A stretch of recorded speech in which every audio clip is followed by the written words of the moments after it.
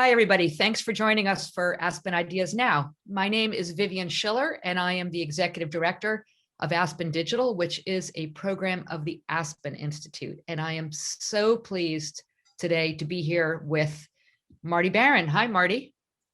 There, how are you? I'm very well. It's nice to see you via my computer.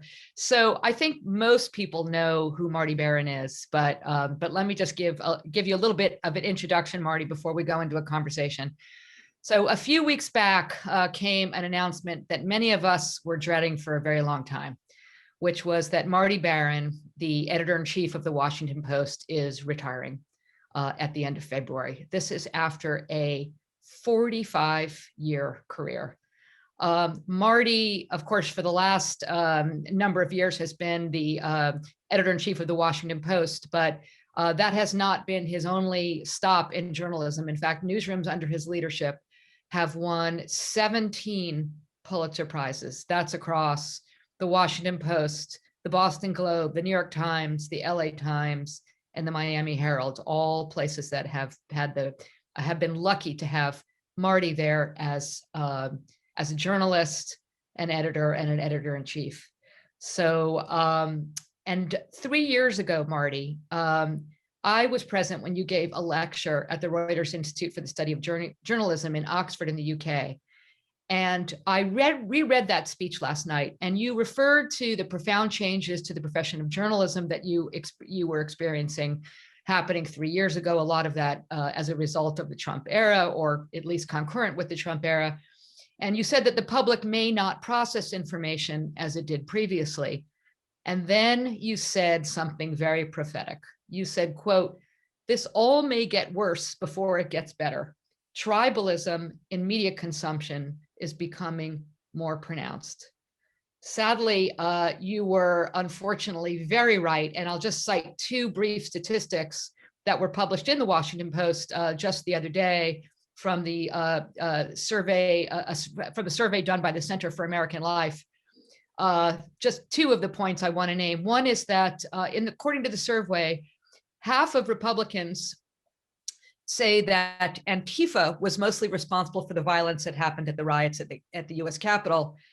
And according to the same survey, 1 in 3 Republicans believe that Trump has been secretly fighting a group of child sex traffickers that include prominent Democrats and Hollywood elites.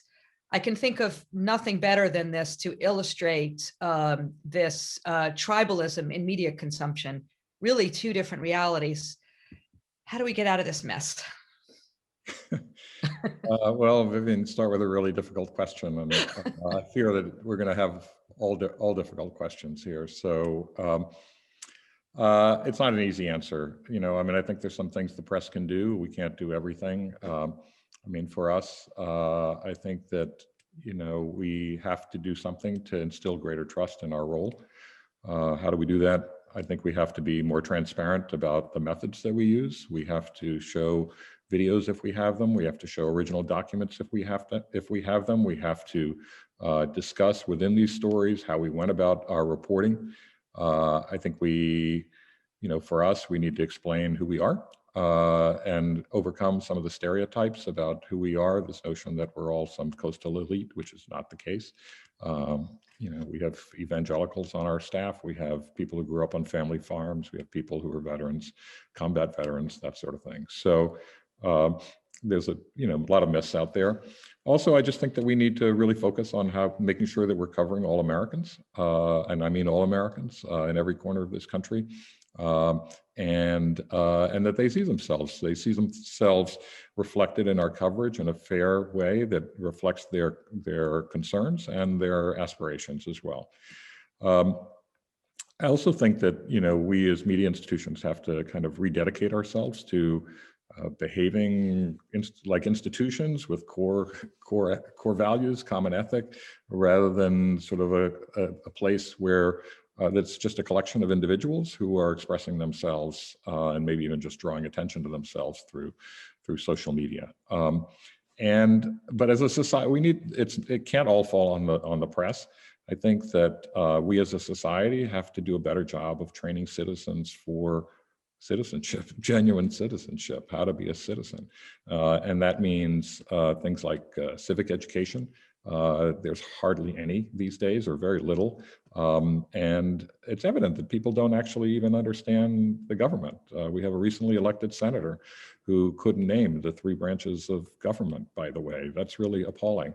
And among young people, just their understanding of how government works, what government does, why and when government's needed. There's just little understanding of that, and not an adequate understanding of our history and history in general. I also think we need news literacy. This is something that you and I both have an interest in. People need to understand how to consume media, understand how to be critical consumers of media. And then finally, I would say that social media companies need to do a better job.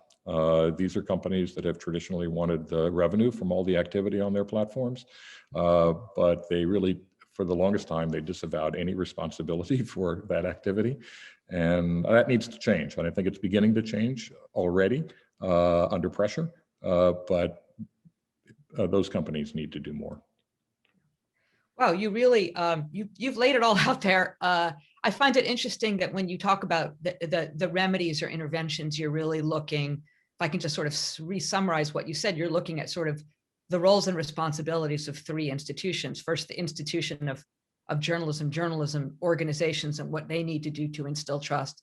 The second is the population and really education for citizens. And the third are the tech companies, the social media platforms, and the role that they play. That's a heavy lift, all 3 of those. I'm curious, where do you see the role? One thing that you didn't mention, and I'm interested to know if you perceive that there is a role for the government in when it comes to information disorder, or trust in the information, or bringing people together around a common sense of reality.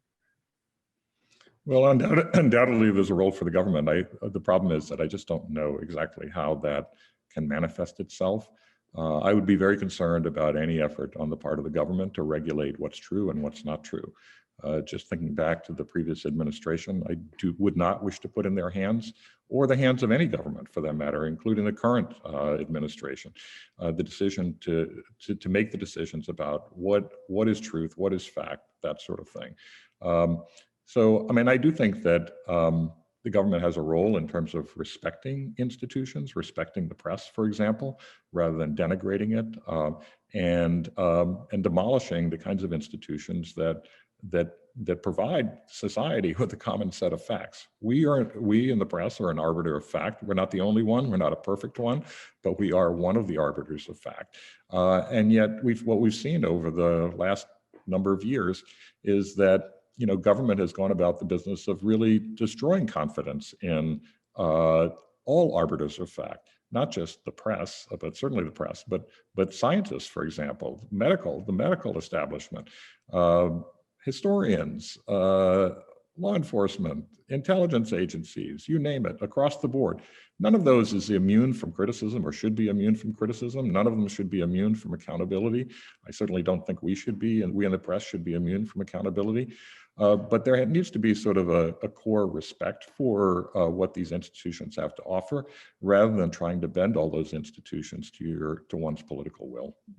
Well, I certainly, you bring up the issue of facts, and it wouldn't have been that long ago where we have thought, well, who can argue with evidence-based, demonstrable reality, otherwise known as facts? But there's unfortunately overwhelming data that shows that in terms of trying to persuade people of information that you and I, or most people listening, would believe are not true, that simply countering mis or disinformation with facts doesn't work, that it's not persuasive, that it doesn't change anybody's mind, that it's important to reach people, understand the root causes of so the researchers would say, of where this belief in false information or conspiracy theories comes from, and that is the way to reach people, as opposed to with evidence-based information. In that context, what is the role of journalism?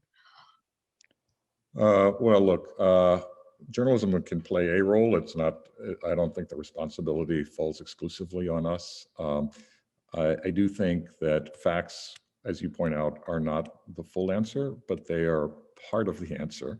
And I think they are what we in journalism actually have to offer. That's our piece of the puzzle. But it has to be facts that are backed up with documentation, as I mentioned before, sort of greater transparency. And we have the tools now to do that. We have the capacity, for example, within our organization to post original documents when we write a story. We have the capacity to show video. You look at what we've been able to do with what we call visual forensics, collecting video from security cameras and individuals who are on the scene to reconstruct events. We did that to sort of challenge the official accounts of what happened in Lafayette Square when there were BLM protests there. We've done that to reconstruct what happened on January 6th at the Capitol, to show what really happened there. And other organizations have done the same thing to show how the audience was reacting to what the president was saying during his speech at the rally, and what people were saying about what motivated them. And we've seen that play out during the impeachment trial as well. But I also think that what I've been thinking a lot about lately is the Enlightenment, because I feel like a lot of Enlightenment values have been have somehow vanished. It was in the Enlightenment we abandoned this idea of divine authority as the basis for governance. We abandoned the idea that there's like all authority comes from a single person. We established that there is such a thing as sort of an objective truth, and that these things are, and we embrace that over these myths and this mysticism and authoritarianism. And, that's where we developed confidence in science. And, there was a conviction that it was necessary to all of this was necessary to, societal progress and to improving our lives. And we valued education and expertise and experience and evidence. And the question that I have is like, how did we go from a society that didn't value those things, that was based on myths and mysticism, to a society that was based on evidence and education and expertise? Because we seem to have gotten away from that. And so I think we kind of need to go analyze how did the public begin to embrace, to break with sort of authoritarian history, and start to embrace the elements that have been the source of progress in American society. So I don't have all the answers to that, but I think that maybe some of the clues are in taking a look at how we made that transition in the Enlightenment. How did we start to embrace science? How did we start to embrace evidence? How did we break away from the idea that there was one divine authority for all of this? The last thing I would say is that we're never going to persuade everyone. It's overwhelming to imagine that somehow we're going to pull everybody away from conspiracy thinking and falsehoods and all of that.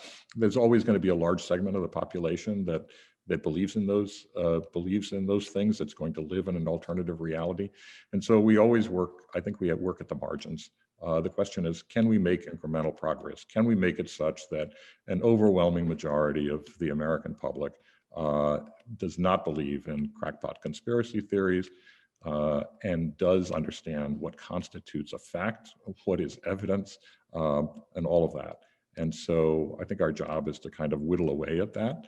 And I'm focused not on trying to persuade everyone, but trying to persuade large segments of the American population of what constitutes a fact, what constitutes evidence, so that we can once again have we can agree on a common set of facts, even if we don't agree on we have different opinions about how to address the problems that society is confronting.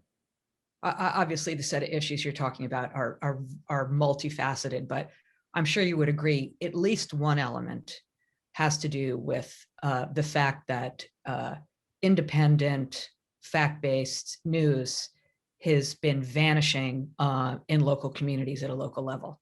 The catastrophic decline of local news. We know from the research and from the data that into that vacuum is Facebook groups, talk radio, and other sources of mis and disinformation. And yet the business model for local news is not apparent. So I know one of the things that you've been trying to do at the Washington Post is as a strong national news organization, play a role in contributing to filling that information vacuum and helping to bolster news at the local level. Do you see any hope there? I do see hope. I mean, I don't think that the solution ultimately lies in organizations like ours. I mean, I think we can do something. I think we can make a limited contribution. I think first of all, we have to have a sustainable model ourselves. It was not that long ago that people were predicting the New York Times was going to go out of business and that people had lost all hope in the Washington Post. I mean, let's remember that. So the fact that we have been able to establish a model ourselves, I think provides a sort of a path for local institutions. And I think that is the subscription model that people are simply going to have to pay for news. But in exchange, news organizations are going to have to offer something worth paying for. And a lot of news organizations, the owners have disinvested in those companies to a degree that the public is not willing to pay for what they are then now being offered. So they need to do that. I think that organizations like ours, and we're doing this, can provide technology that can help these institutions adjust to the digital era that we're in. And I think that we can make common cause with local news outlets in terms of making sure that we get fair compensation from technology platforms, which are building audiences off of our own work. And I think there's more work to be done on that as well. There certainly is, and there's a lot of different paths forward and a lot of different proposals on the table that are in conflict with each other. So I think in the next year, I'm sure you would agree, or two, we're going to see. It's going to be very interesting particularly with the Biden administration, to see what happens with issues around antitrust and issues with platform regulation, legislation around the platforms. Marty, just before you leave us, you leave behind such a tremendous legacy at the Washington Post, at the New York Times, the Boston Globe, every institution that you've been a part of. And I think you've done a great job in this conversation talking about where journalism needs to go and what these institutions need to think about and perhaps change or not change in order to help rebuild trust in reality-based information and journalism.